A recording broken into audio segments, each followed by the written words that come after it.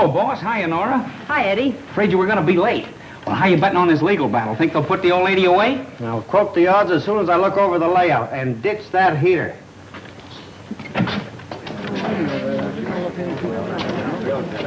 Hi, Mr. Denham. Oh, good morning, Mr. White. Hey, boss, how about me grabbing a couple of shots before things get started? Sure, go ahead. Who is he? That's that famous columnist. I invited him here. I still think you shouldn't attend this hearing. Suppose they make a mistake and try you. You know, there are two schools of thought about the sanity of columnists. Quiet. All right, Miss Denham, would you mind giving me a great big Not at all. smile? Thank you. Now remember, just leave everything to me. And don't let personal feelings enter into your testimony. We all know that Aunt Cass is simply no longer capable of managing her money. We'll manage it much better for her. And besides, Aunt Cassie will be properly cared for in an institution. Don't you worry about a thing, Aunt Cassie. Why should I worry? I'm the only sane person in a family of nitwits. She don't look crazy to me. Reminds me of my old lady. All kindness. I guarantee you she wouldn't hurt a fly. But you ought to see those wolves. You can see dollar signs all over their faces. They're just hoping to put the old lady in the funny house so they can spend all that dough she's got. Yeah. You got it, brother. You got it.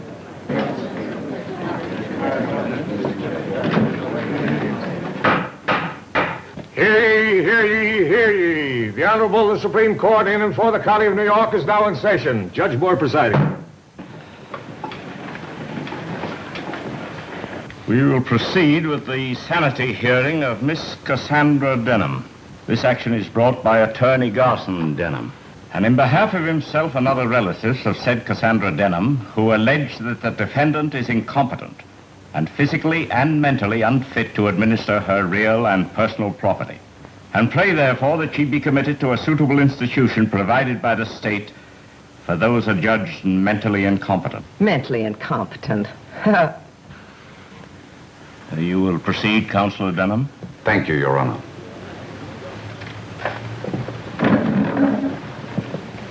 With your permission, I'll call the defendant in this action, Miss Cassandra Denham. Yeah.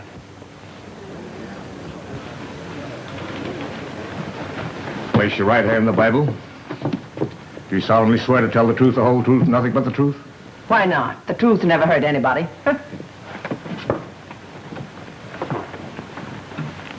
Where is your attorney? Why should I spend money on an attorney when my only opposition is my nitwit nephew? Touche. Hey, what does that mean? It means score 1 for the old lady. The court will be glad to appoint an attorney to represent you without charge, if you desire one.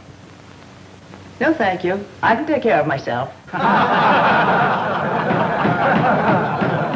I must warn the spectators that this is no occasion for outbursts of hilarity. Go ahead, Counselor. Thank you, Your Honor. What is your name? What is my... Your Honor, do I have to sit here and have my very own nephew ask me what my name is? Yes. Miss Cassandra Hildegard Denham.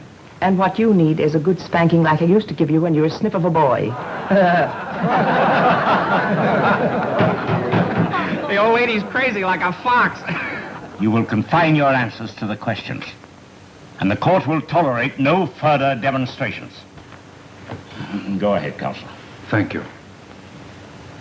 How much wealth do you possess, Miss Denham? Do I have to answer that question? Yes. $3 million, and I'm going to hang on to it.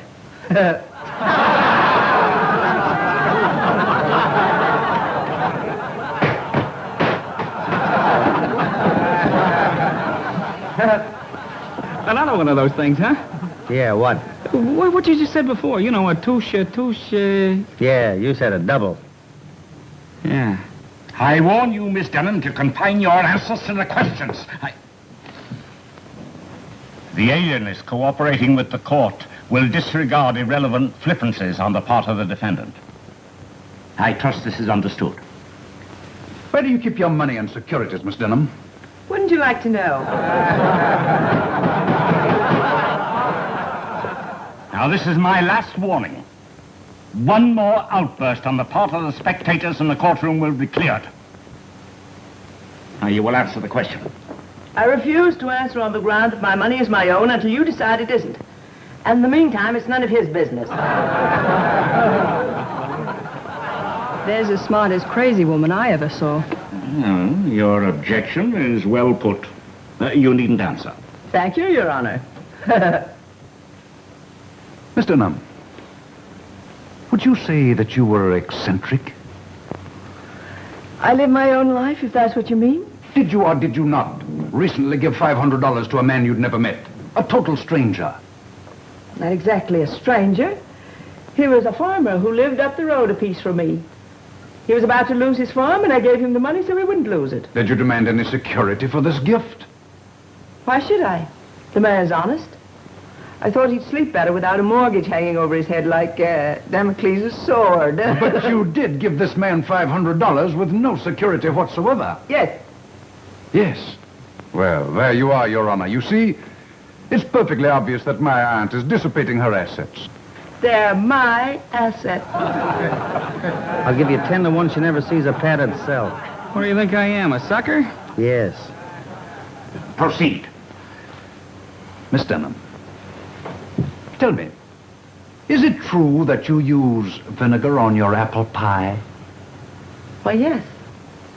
Explain to the judge and the alienists, if you will, please, just why you doused vinegar on your apple pie. Gladly. That fat cook of mine makes them too sweet. She's done it for years. She wants to put weight on me.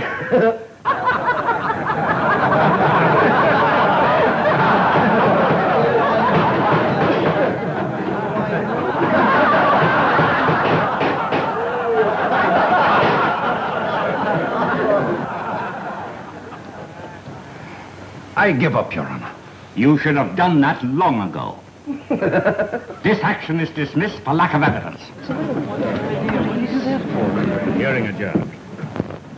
Your Honor, Yes? I want to thank you. And if you ever come my way up in the mountains, drop in and have some apple pie. Without vinegar. Well, thanks. Yeah, maybe I'll do that. But I like vinegar on apple pie.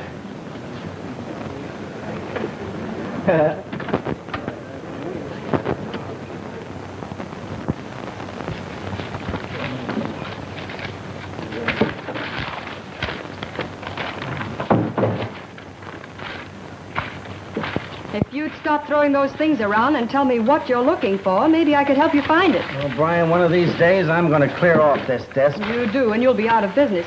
What are you looking for? I'm trying to find that Hollywood item that Danny Dover sent about a week ago. For your information, it's down in the composing room, all set up in type.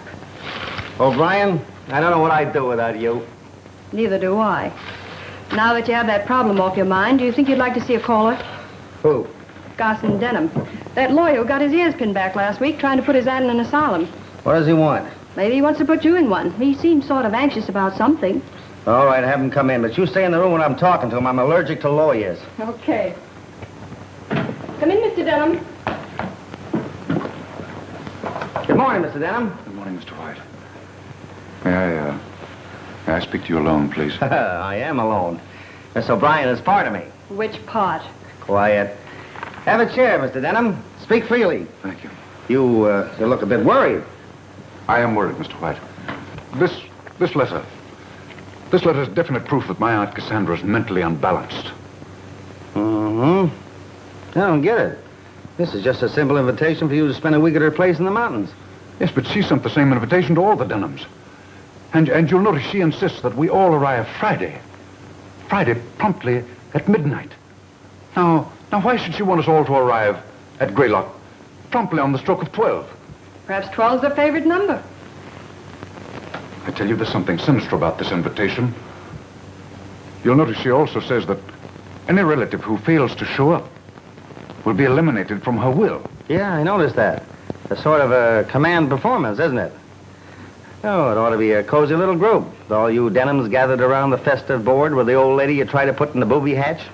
I tell you, I have a feeling that something terrible's going to happen. Oh, come, Mr. Denham, you're taking it all too seriously. She probably just wants to bury the hatchet now that she's been declared sane. Sure, it's a great sport. Burying hatchets at midnight, especially in people. You may scoff, but I have a premonition of death.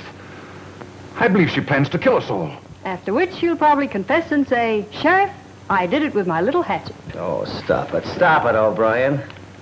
Hey, it does seem funny. Oh, poppycock. I watch your aunt on the witness stand, and she's no killer. She's intelligent and harmless.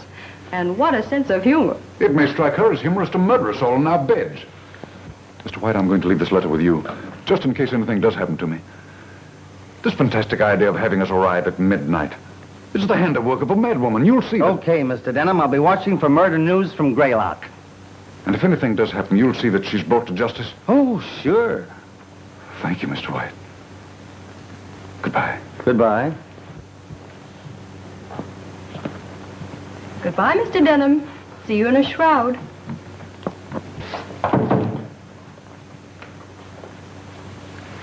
Well? You know, this has all the elements of a swell murder mystery. Greedy relatives try to toss wealthy aunt into the booby hatch so they get hold of her money. Wealthy aunt outsmarts them and is declared sane. Then she invites them all to her place in the mountains to spend a week and tells them to get there exactly at midnight. Midnight. That midnight angle intrigues me. Forget it. How about your stuff for tomorrow night's broadcast? Midnight. Now, why should she insist on midnight? She probably saw the cat and the canary. Now, will you please go back to work? Okay, O'Brien, you slave driver. Here's the lead for the broadcast. See, I'd like to sit in on this little gathering. You know, it ought to be funny. I wonder if I drove up there in my car to Greylock. Oh, well.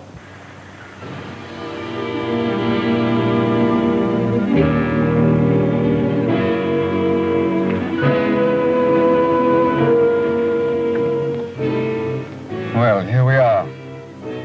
Aunt Cassie can't say we aren't prompt. It's still only 10 minutes to 12. I don't care what time it is. We shouldn't be visiting a crazy woman. No, stop it, will you? Stop it.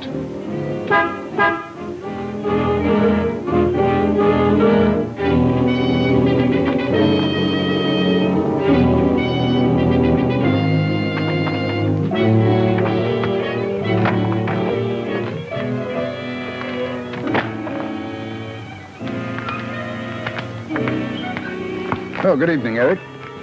Evening. Any of the others arrived yet? Not yet. Well, I guess we might as well go along in then. Guess you had.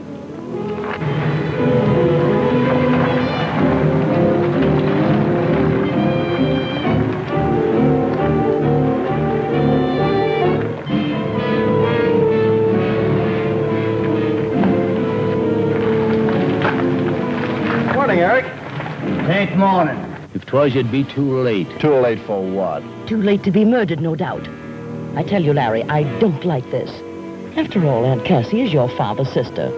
And as your father's widow, I think I ought to tell you that... That father was a bit balmy. Yes, Mother, I've heard all that before. Well, you mark my words. Oh, please, Mother, do we have to go through that again? Better go on in if you want to be with Miss Cassie when the clock strikes midnight.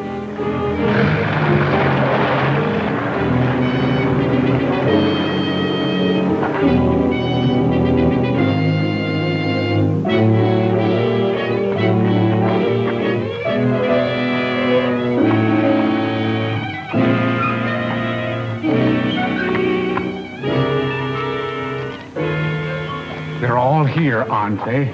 I watched them come from my garden. Yeah, they're all here. Fine. Fine.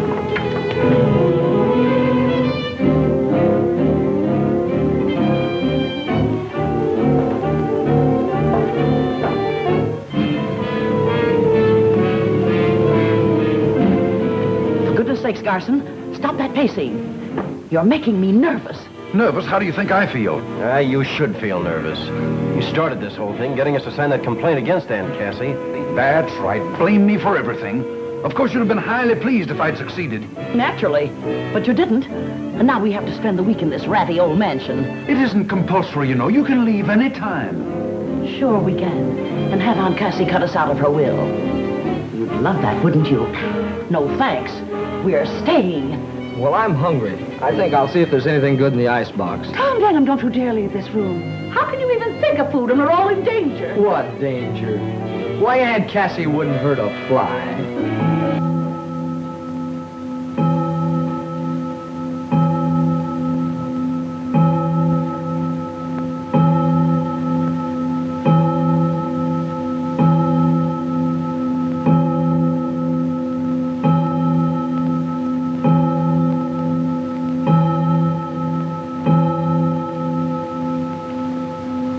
Welcome to Greylock, my precious relatives. Aunt Cassie and Cousin Mary. Aunt Cassie, I know that I speak for all of us when I say that we're delighted to be here. We certainly are. And I always look forward to visiting your charming old mansion. Greylock is such a lovely, restful place. Oh, Aunt Cassie, you look younger every day.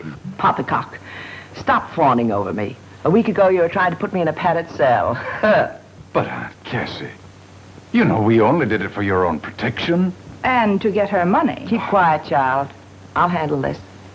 I've been protecting myself for 40 years, since I was 25. I've done a pretty good job of it.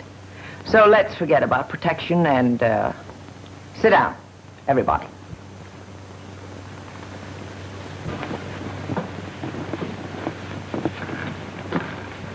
First, I want you to know I brought you here for a purpose. I want to study you all for a week. Just like a scientist studies rats and guinea pigs in his laboratory. After all, I'm 65. I can't live forever. Everyone must die someday. Oh, please, Aunt Cassie, don't talk about dying. Why, you're the picture of health. And, well, I want to say right now that I had nothing to do with the attempt to, well, send you away. It was all Cousin Garson's fault. He talked everybody into signing the petition. Silence. I don't care who started it. The fact remains that sooner or later I'll leave this vale of tears and laughter. And when I do, I leave $3 million. The bulk of it will go to the one I find most worthy. Which means, of course, I leave it to someone in this room. The worthiest of an unworthy lot. But I warn you, flattery will get you nowhere. So be yourselves. We'll retire now.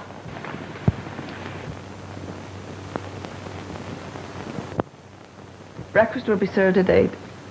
I'll expect you, all of you, to be at the table promptly. I hope you sleep well. Don't let the knowledge that you're sleeping under the same roof with $3 million disturb your slumbers.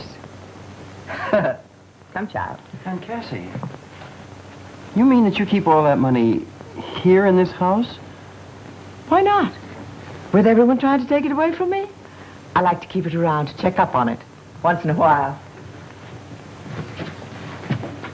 But don't try to look for it. You wouldn't find it in a million years. Did you ring, Miss Cassie?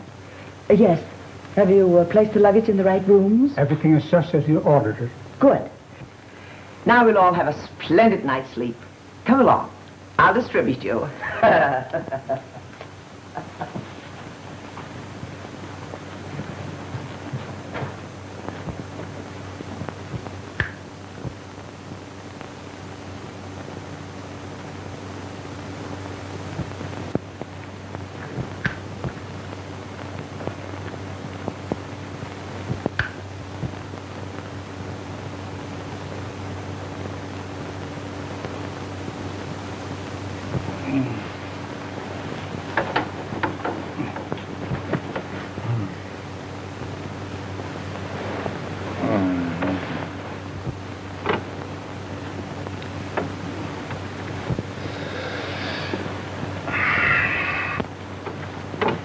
For goodness sake, quit threshing around like a hooked fish and go to sleep. Oh, I can't sleep. I've got too many things on my mind. Of course, you wouldn't understand that, not having any mind to speak of. Well, I like that. You dragged me away from home to spend a week in this dreary museum, and now you insult me. Where are you going? To get a book from the library. Have you any objections? No. Go ahead. Go and get killed wandering around in the middle of the night. You said yourself you had a premonition of death before we left home. Well, I've revised my estimate of the situation. Aunt Cassie may be a bit eccentric, but we're not in any danger. You go to sleep. I shan't be long.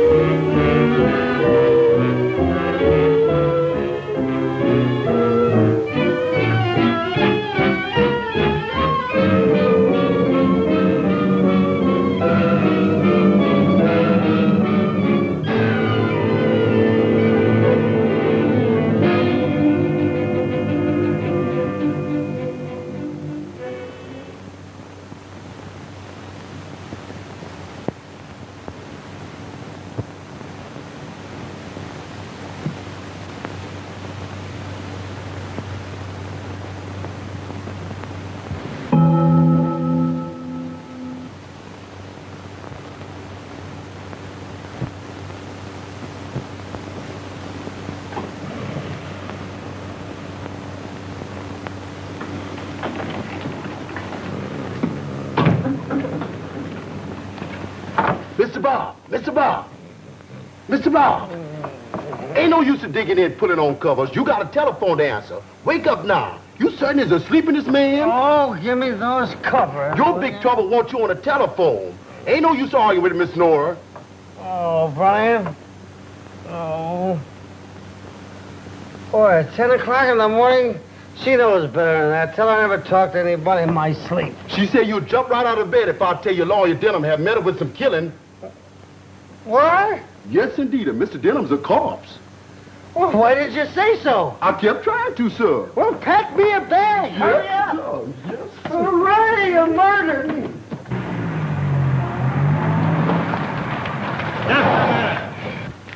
You can't come in here. I think you're wrong, officer. My press card. My membership card in your lodge. Sheriff's Association. Here, you might as well look these over, too. Honorary memberships in police organizations from Miami to Los Angeles. Goofy, isn't it? But then some people collect matches. Are you really Bob White, the fellow that writes a column? In the flesh, officer. Meet my secretary, Miss Nora O'Brien, and the alert young gentleman on the other side is Eddie Stutz, one of the best newspaper photographers in New York. I'm sure he'll want to take your picture before we leave. Won't we, Eddie? Oh, sure, sure.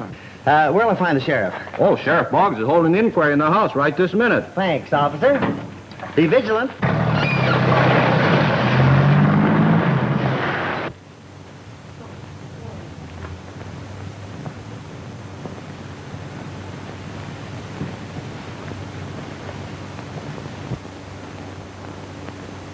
Somebody in this room killed Garson Denham with that knife, and I propose to find out who did it. Why don't you get on with it instead of walking up and down talking your head off?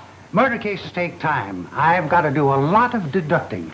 Deducting. You sound like a millionaire making out his income tax. All right, everybody, hold it, please. Thank you. Who are you? I'm Bob White, New York Evening Register, with cameraman and secretary. Now, tell me who you are. Let me think. You're Sheriff Boggs, and you're conducting an inquiry into the death of Garson Denham. Hi, Sheriff. How is the inquiry progressing? Well, confidential, Mr. White, it ain't going so hot. Oh. They won't talk. Nobody knows nothing. Open and shut case, huh? Mostly shut. Shudder in the dickens, but I'll solve it. You may not know it, Mr. White, but I'm a regular reader of your column. Well, thanks, Sheriff. Make a note of that. I got another reader. Maybe when I do solve this dastardly crime, you can write one of them editorials about me, like you wrote about J. Edgar Hoover or Dr. Defoe. Well, I'd be glad to, Sheriff, but how about the crime? Got any clues? Only this knife. I found it sticking in the corpus delicti. Take a look at it. No, Sheriff. You take care of that. I'm allergic to knives. Dates way back to the time you learned to use a fork. Quiet. Well, Miss Denham, I see your family reunion got off to a nice little murder. Something's always interfering with my plans. If you mention me in your column, be sure and spell my name right. Oh, you read my column? Yes. Oh, thank you. I was scared to death they'd ask me that on the witness stand. If I'd admitted it, they'd have thought sure I was crazy. You know, Miss Denham, you and I are just going to get along fine. Just fine. I tell you, I got orders not to let anybody in here. Don't tell me I can't come calling Cassie Denham when she's in trouble. Get out of my way. Why, what are they doing to you, Cassandra? Are they accusing you of killing Garson Denham? If they are, I can tell them they're wrong. Any man who went snooping around like he did last night was bound to get his comeuppance. How do you know he was snooping? I saw him through the library window. What time was that? About 1 o'clock in the morning. Trowbridge Montrose, what were you doing looking through my library window at 1 o'clock in the morning? Probably looking for a book. Speak up, Mr. Montrose. How'd you happen to be snooping at that hour? I was walking in my garden. All of a sudden, I saw a light come on in Cassie's library. I peeked through the window and saw Garson Denham snooping, looking behind pictures and pulling books from shelves. What else did you see? Well, that was all. When he quit snooping and sat down to read, I went home. Do you generally walk in your garden at 1 o'clock in the morning? Always, when the flowers are in bloom. The scent of flowers at night is much sweeter than it is in the daytime. I love the scent of flowers at night. Your name wouldn't be Ferdinand, would it? No. I was christened Trowbridge Cadwallader Montrose. However, my grandfather's name was Ferdinand. That explains it. Probably hereditary. What is hereditary? Look, Mr. Montrose, suppose we forget the whole thing? Mr. White, what is your theory of this crime? Well, Sheriff, I haven't had time to theorize, but I have a suggestion. What is I have a friend in New York with the name of Philo Christopher. Now, he writes murder mysteries. If I sent for him, probably he could help. Oh, no, you don't. I've read all his books, and I don't like the way he solves his crimes. He always brings in an outside character in the last 3 pages and pins the murder on him, just to fool his readers. Nobody's going to pin this murder on an outside character. Somebody in this room killed Garson Denham, and I'm going to apprehend the guilty party.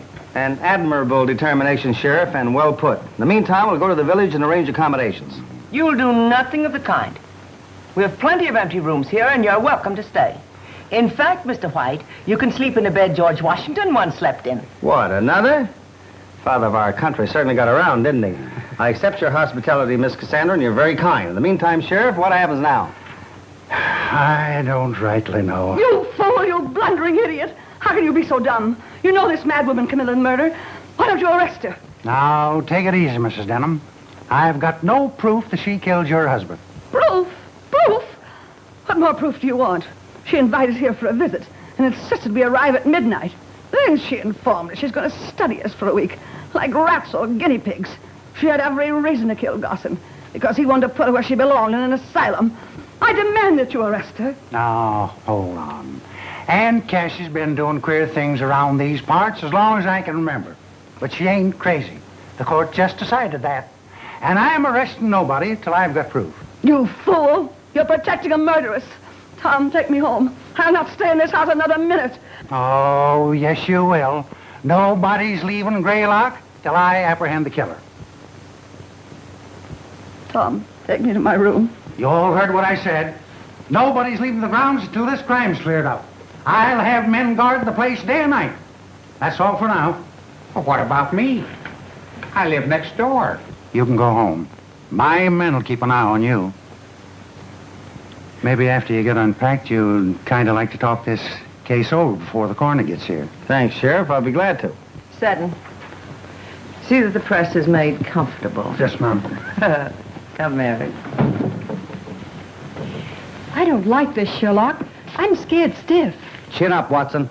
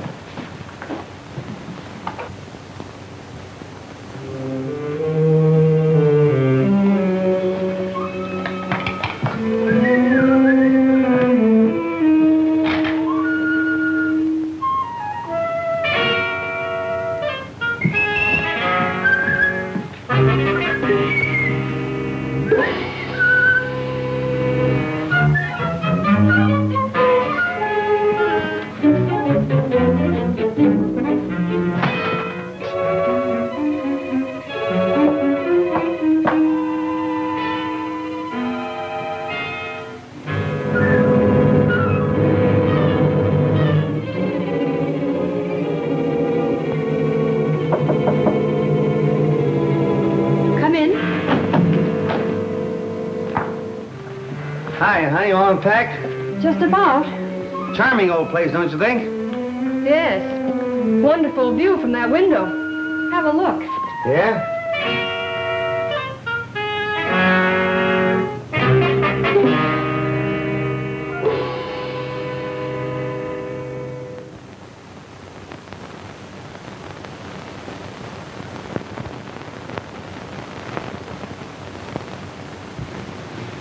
I told you the view was wonderful. Yeah, but the murderer used a knife. Well, maybe the next victim will be poisoned. Listen, honey, don't let this thing get you. There won't be any more murders. Come on, let's go down and kip us with the sheriff.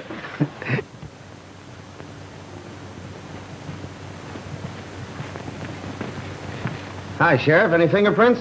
Nope, can't find any. Take a look. Oh, thanks. You see any? Come on, Sheriff. Give me a shot of you holding the knife. A little higher. Hold it. Thank you. Has the corpus delicti been removed yet? Nope, it's still in the library where the coroner left it. The undertaker's coming from the village. Do you mind if I take a look at it? No, come on. You better stay here. This is not for you. I'm a newspaper man. I can take it. Hey, wait a minute. That ain't Garson Denham.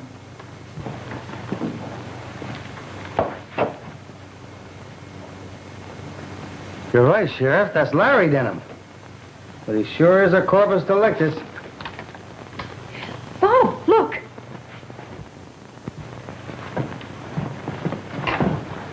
Whoever knocked him off must have come in the window. You're a smart fella. No signs of anybody. I'm going to round up everybody and question them. They can't do this to me, killing a man in broad daylight, and I'm right in the next room.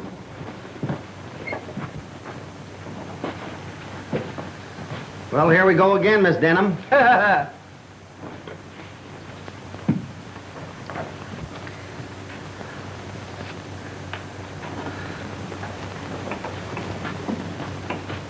What happened? Have they found the murderer? Well, if he hasn't, my bathwater's getting cold for nothing. Be quiet.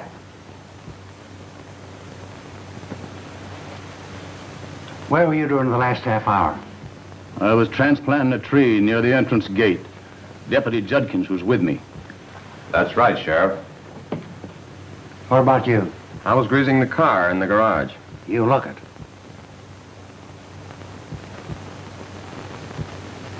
What were you doing? I was making apple pies, and I'll never be done for dinner at this rate. You got an alibi? I was counting the laundry. The cook saw me.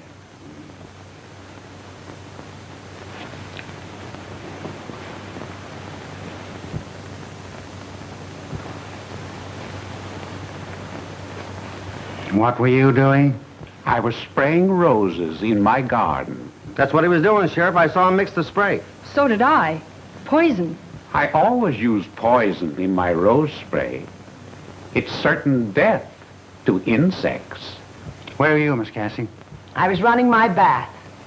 What's the matter? I left the water running to ruin everything. Oh! Stay right here. One of you boys run upstairs and turn off Miss Cassie's bathwater. Sit down. Anybody with you while you were drawing this bath? Yes, I was. Oh. For a moment, I thought I had something.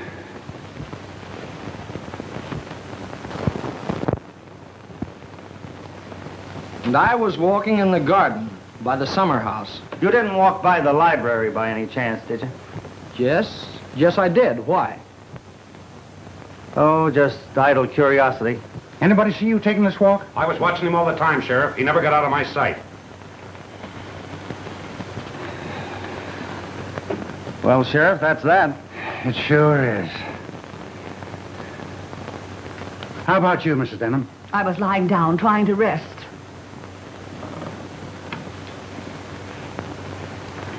Where's Larry? Sheriff. Where's Larry? Well, see, Larry's not here. you're right, ma'am, he ain't. He's dead. Dead? You mean Larry's been murdered? Yes, not only that, somebody stole the other corpus delicti. I told you to arrest her. I warned you this thing would happen. Woman is mad. She'll kill us all. Larry! My poor Larry! What do I do now? Well, did you call the coroner? No, I plumb forgot it.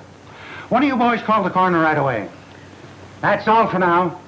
What I said about nobody leaving the grounds still goes.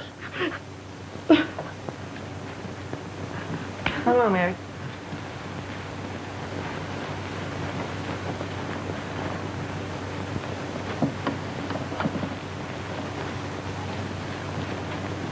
All right, boys, keep an eye outside. What do you folks make of this? They've all got alibis. I'm beginning to think maybe I did And it. if you did, you're holding out on your paper. You haven't phoned in your story yet. That's right, I haven't. Proving you're a columnist, not a reporter. Now look, mister.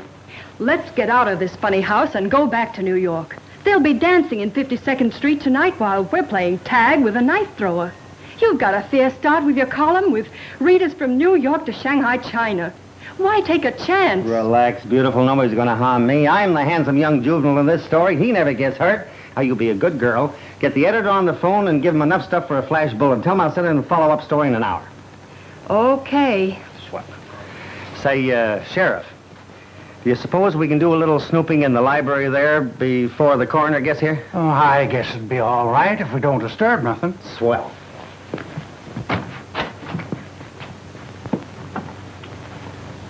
It's gone. There ain't no corpus delicti. Things are now beginning to conform to pattern. What are you talking about? There comes a time in every murder mystery when all of the corpus delicti are missing. It generally happens just past the middle of the picture.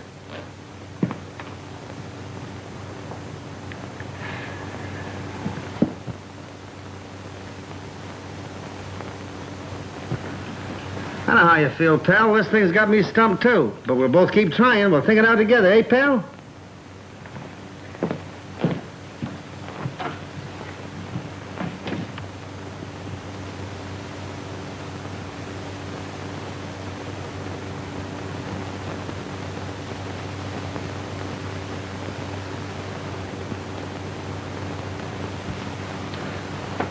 Yes, sir. The law always catches up to the guilty party.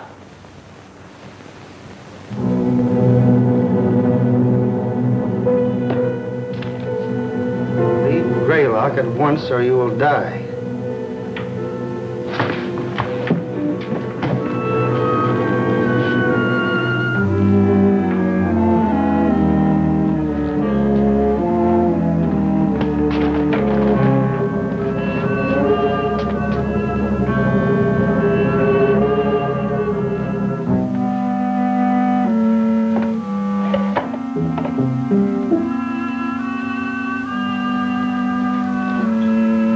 Better come out of there or I'll shoot.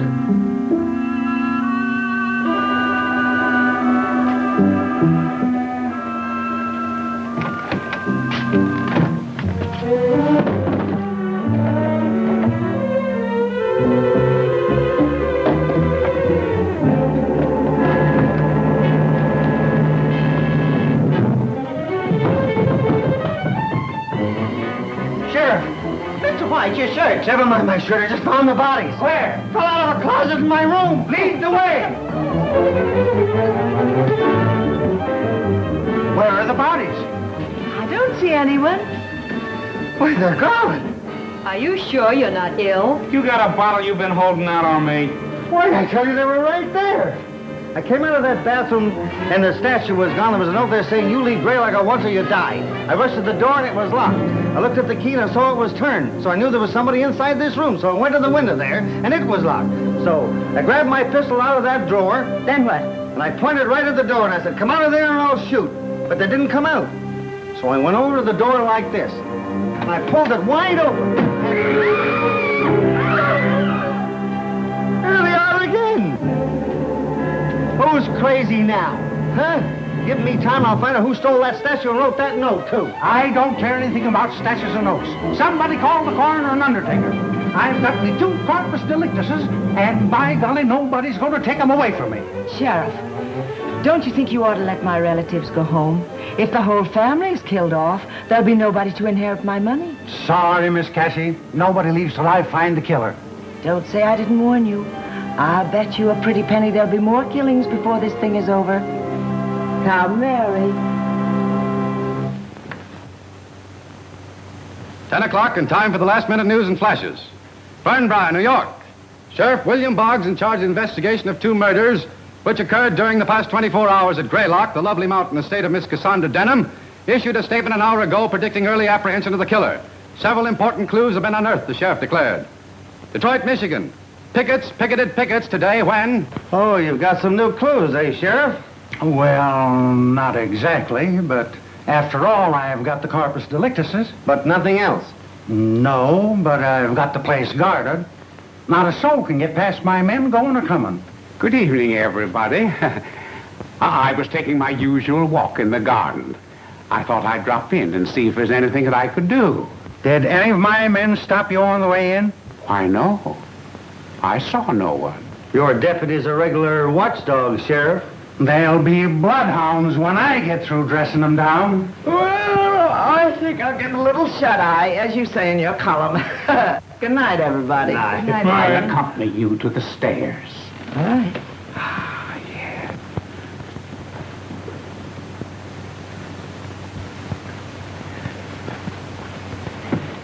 Cassie, is there anything you want to tell me? No. Remember, I'll always stand by you. Don't overdo it. Good night. Good night. That sweet little soul who just left gives me the jiving jitters. I wonder who she'll kill next. Here, you cut that out. You're as jumpy as a pogo stick. She's not a killer. How do you know she isn't? Because she's not strong enough to shuffle the bodies of 2 full-grown men around like a set of Indian clubs. I guess you're right. How about a breath of fresh air before we turn in? I need it. How about you, Ed? No, thanks. Night air irritates my throat, unless it's in nightclubs.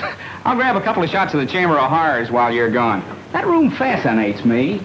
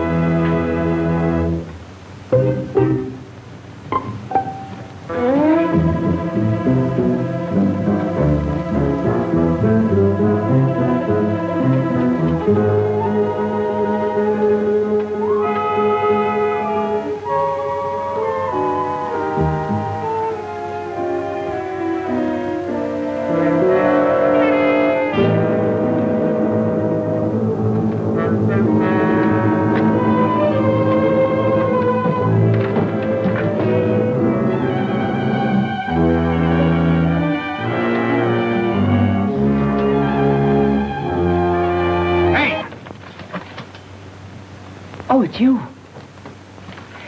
Did you get a good picture? I never miss. That's fine. If they look anything like me, I'll buy a dozen. Well, that is, if the price is right. Look, Miss Cassie, are you nuts? The law says I'm not. Then why are you wandering around in this subway? Looking for a new victim, I betcha. You think I'm a murderess? If you ain't, why are you here? Can you keep a secret? I'm a newspaper man. Answer my question. Sure, I can keep a secret. Follow me.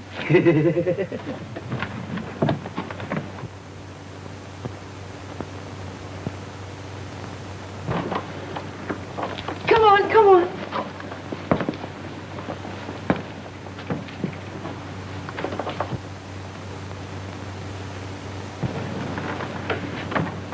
I don't suppose you've seen many $10,000 banknotes in your day, have you? $10,000 banknotes? Look, Miss Cassie, I'm lucky to cast my peepers on a double sawbuck, meaning 20 potatoes, meaning dollars to you. Well, here are 200 of them. 2 million in currency and 1 million in securities. I want you to hold all of them for me for safekeeping. Me? Carry $3 million around with me? Lady, now I know you're crazy. No, I'm wise. Whoever is committing the murders is after my money.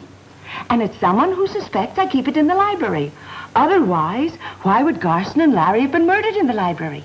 Sounds reasonable. It is reasonable. But if you keep the money and the securities hidden safely in your camera case, no one will suspect. And I won't tell a soul. Because you might be murdered, too. But you find yourself another boy. It ain't worth the risk. Oh, yes, it is. Because when the murderer is apprehended, I'm going to give you one of these nice, crisp banknotes. You mean I get $10,000? Yes. Aunt Cassie, you made a deal. You got any idea who the killer might be?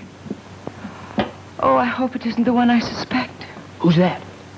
My neighbor, Trowbridge Montrose. You mean the flower smeller? Yes. He's been in love with me for years. I get it. A short engagement, huh? No, we're not engaged. I can't make up my mind. Don't worry, you'll get around to it. What makes you think he's the killer? Because he was furious when my relatives tried to put me in the insane asylum.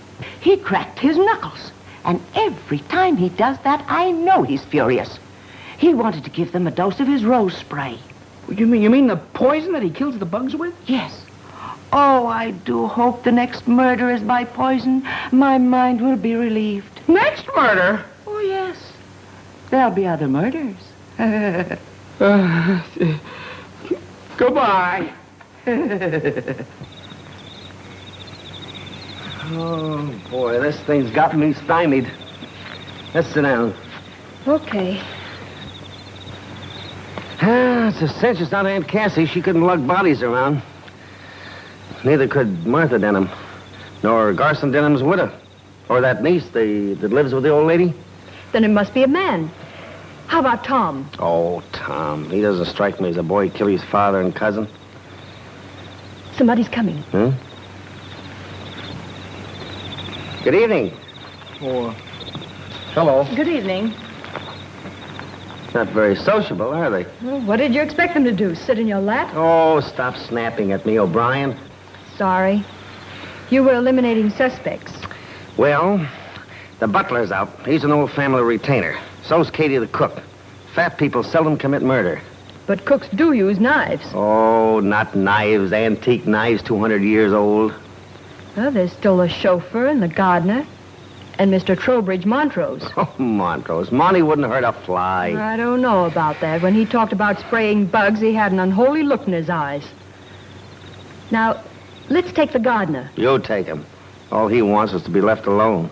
Well, there's still the chauffeur. He's out, too. He was asleep over the garage when Garson Denham was killed and under a car when Larry got it. Well, then who is the murderer? I don't know. Maybe it's the little man that turns out the lights in electric ice boxes. Very funny. All on account of Aunt Cassie's money. If only she'd distribute it where it would do some good, there wouldn't have been any murders. Why, Tommy, you sound like you begrudge Aunt Cassie her money. I do.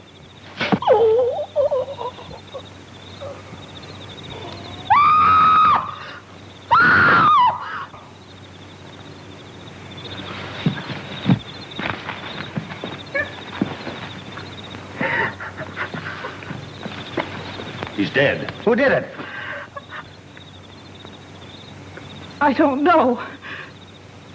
We were sitting here talking when all of a sudden he groaned and then I heard someone run away. Come on, boys, let's have a look around. We'd better go in the house.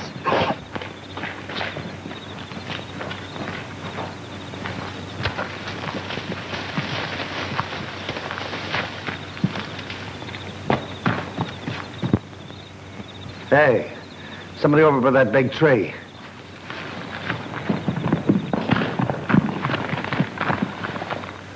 Nobody here. He didn't climb up. Yeah, but we saw him go behind the tree. Maybe he kept right on going with the tree between him and us. Maybe you're right.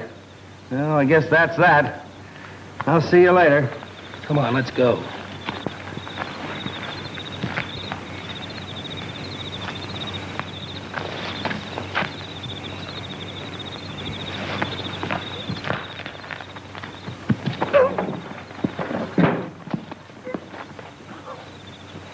Oh, it's you.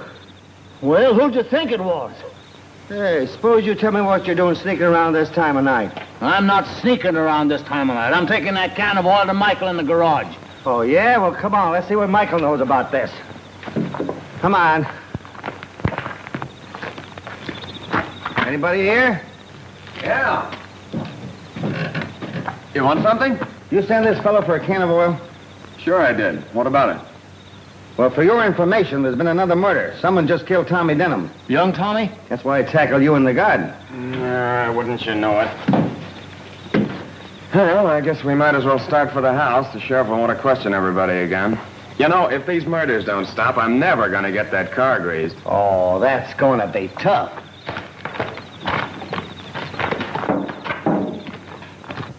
It's the same thing all over again. Everybody was everywhere else except where the murder was committed. Somebody's lying. Somebody in this room murdered 3 men. How long are you going to go on being a fool? You know she's the guilty one. I almost wish you were right. I'd confess and get it over with. It's all because of my money. If I thought I could expose the murderer, I'd destroy Greylock and all my wealth this minute. Cassie, what are you saying? I mean it. Sheriff, I wonder if I could have a word with Miss Cassie alone. Sure, go on. Thanks, Sheriff. Miss Cassie, would you mind stepping into the library for just a moment? Not at all.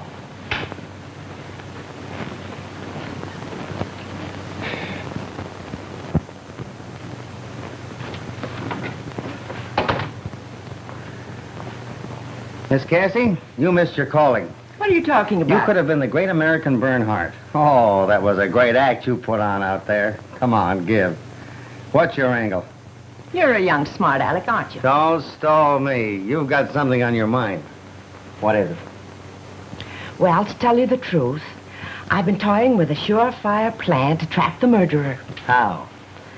I've been living in this museum piece for 65 years. I'm sort of tired of it. Its sliding panels and hidden passages give me the horrors. Sliding panels, hidden passages. The place is honeycombed with them.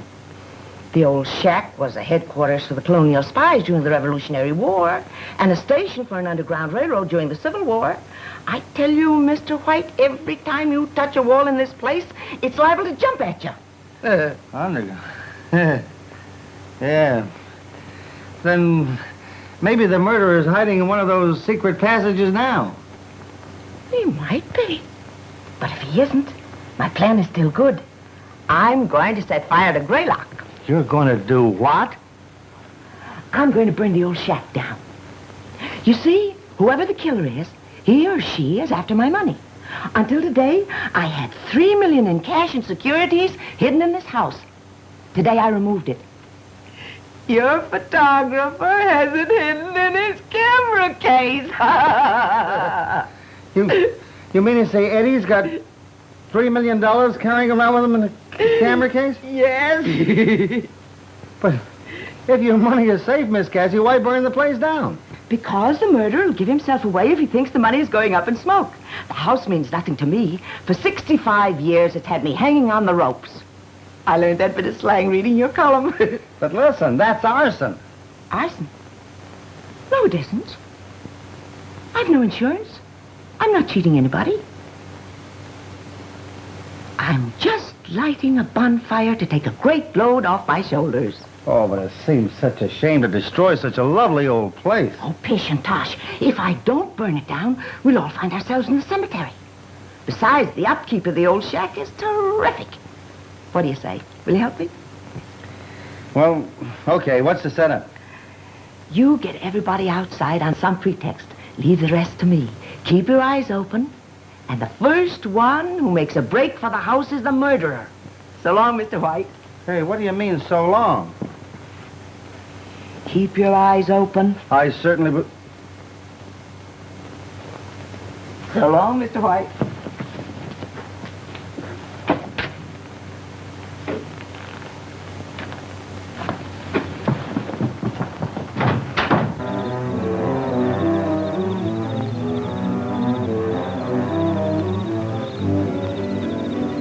Why should we be herded out here at this hour of the night? Where's Aunt Cassie? Calm yourself and don't ask questions. Hey, look!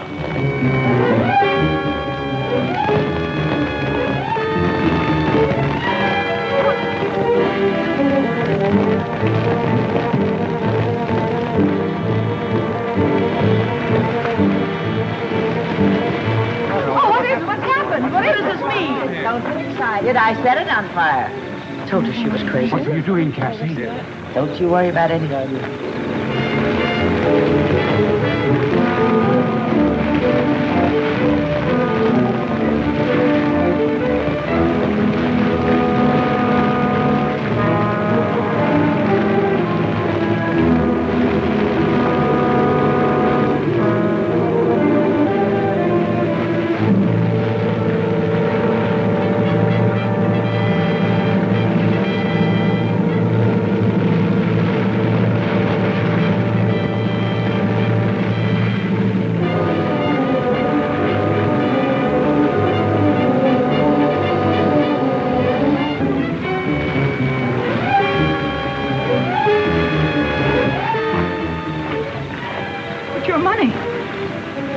In there. Yes, I know it. It'll be destroyed. I'm glad of it. Money is a curse that breeds evil. Keep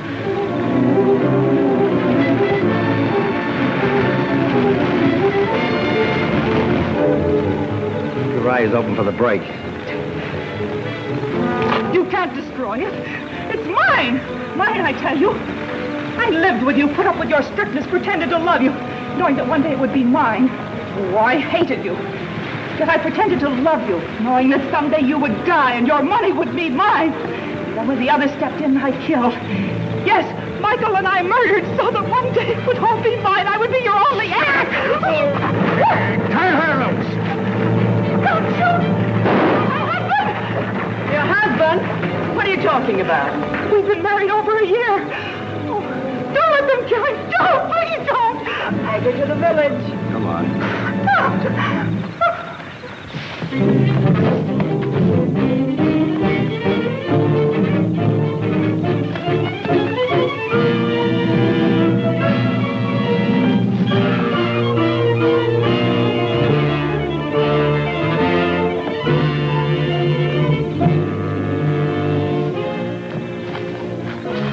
Where is he?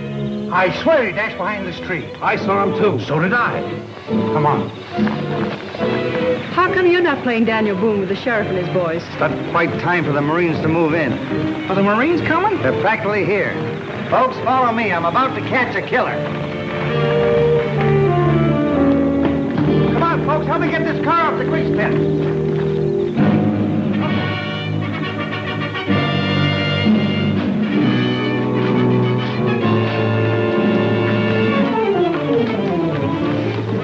Stand back, folks. And I'll have to do a little shooting.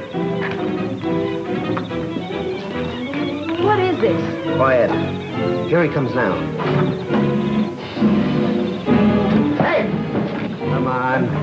Get out of there and keep your hands in the air. Hey! Where'd you find her? Popped out of a hole in the ground just like that. Thanks for tipping me off about those secret passages. I figure there must be one near that big tree in the garden after our friend here did that neat disappearing act early in the evening. Take it away, Sheriff. Marsh!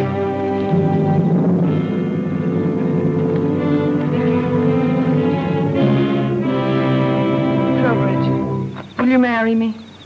Cassie, do you mean it? Of course I do.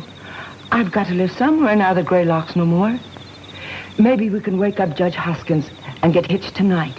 Darling. Love is in the air. Come on.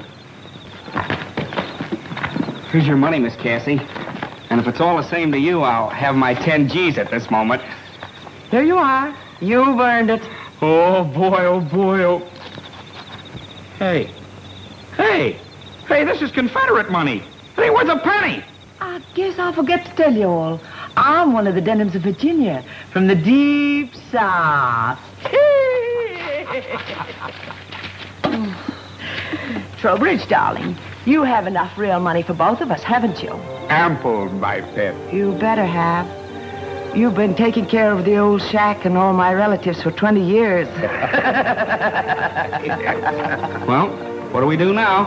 I don't know what you're going to do, brother, but I'm going to do this. Okay, hold it.